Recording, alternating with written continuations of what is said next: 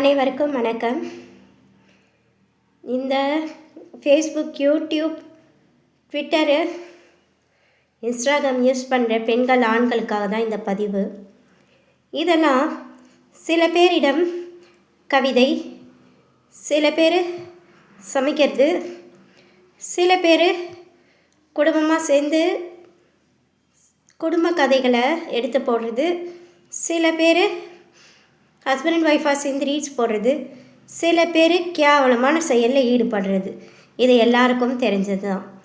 இதனால் என்ன ஆகிடுதுன்னா, சில கேவலமான கேடுகட்ட செயலை செய்கிறதுனால நல்ல பெண்களுக்கு இங்கே பாதுகாப்பு இல்லாமல் போயிடுச்சு. யார் எது வேணாலும் பேசலான்னு. ஒரு ஆண் ஒரு பெண்ணை உருவகேலி பண்ணுறது, கவிதைன்ற பேரில் பெண்களுடைய உடலை எவ்வளோ கொச்சைப்படுத்த முடியுமோ கொச்சைப்படுத்தி போடுறது. ஒரு கவிதைங்க, இது கவிதையா எப்படி நீங்களே கேளுங்க. என்ன, ஒரு பெண் உடலை ரசித்து எல்லாம் பண்ணிட்ட பிறகு அவளை எச்சில் மாதிரி தூக்கி போடுறது தான் வாழ்க்கையாம். அப்போ இங்கே கல்யாணத்துக்கு என்ன வேல்யூ, கலாச்சாரத்துக்கு என்ன வேல்யூ, பெண்களுக்கு என்ன மதிப்பு, என்ன மரியாதை? இதை ரசிக்கிறதுக்குன்னு பெண்கள் கூட்டம், ஆண்கள் கூட்டம். வெக்கமாக இல்லை? இதையே உங்கள் கூட பிறந்த தங்கச்சி, அக்கா, அம்மா முன்னாடி இப்படி பேச முடியுமா? ஒரு வீடியோ, ஒரு போஸ்ட்டை போட முடியுமா? இல்லை இந்த மாதிரி உடல் அமைப்பு சார்ந்த விஷயங்களை உங்கள் வீட்டில் இருக்கிறவங்க கூட டிஸ்கஸ் பண்ண முடியுமா? அப்போ இங்கே இருக்கும் பெண்களுக்கு இது தவறாக தெரியவில்லை என்றால் அசிங்கப்பட வேண்டிய விஷயம். இது விஷம் போல வளரக்கூடிய விஷயம், கொடிய மிருகத்தனமான செயல்.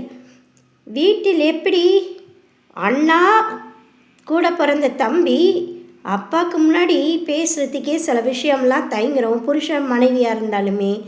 ஆனால் இப்போ எல்லா பப்ளிக்காக ஆண் பெண்ணுன்னு சரிக்கு சமம் பேச ஆரம்பித்ததுன்னா மிருகத்தனமான செயல், கேடுகட்ட செயல், பெண்ணினத்திற்கு இழிவுபடுத்தக்கூடிய செயல், சில பெண்களால் பெண்களுக்கு அவமானம் தரக்கூடிய செயல், எல்லா பெண்களுக்கும் கலகம் உண்டாக்கக்கூடிய செயல். தயவு செய்து தவறானவர்கள் இங்கேருந்து வெளியே போனால் மட்டுமே தான் நல்லவங்களால் டிஜிட்டலில் நிம்மதியாக 4 நல்ல விஷயங்கள் அவங்க மனசுக்கு நிம்மதி அமைதி தரக்கூடியதை செய்துட்டு போக முடியும்.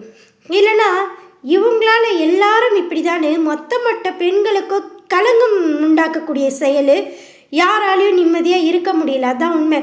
ஒரு சில பேர் தவறு பண்ணுறதுனால எல்லா பெண்களும் இப்படி தான்ற மாதிரி ஒரு அங்கீகாரம் குத்தப்பட்டுடுச்சு. இது ரொம்ப வருத்தப்படக்கூடிய செயல், கண்டிக்கக்கூடிய செயல். ஒரு ஆணுக்கு இனமாக சேர்த்து ஒரு பெண் எப்போ தேவையில்லாத வார்த்தைகளை கூச்சமே இல்லாமல் பேசி அரட்டடிச்சு இதையெல்லாம் ரசிக்கக்கூடிய தன்மை ஆயிடுச்சோ அன்றைக்கே முடிஞ்சு போச்சு நம்ம கலாச்சாரம். இது காலங்கள் மாறலையே, மனிதர்கள் மாறிட்டாங்க.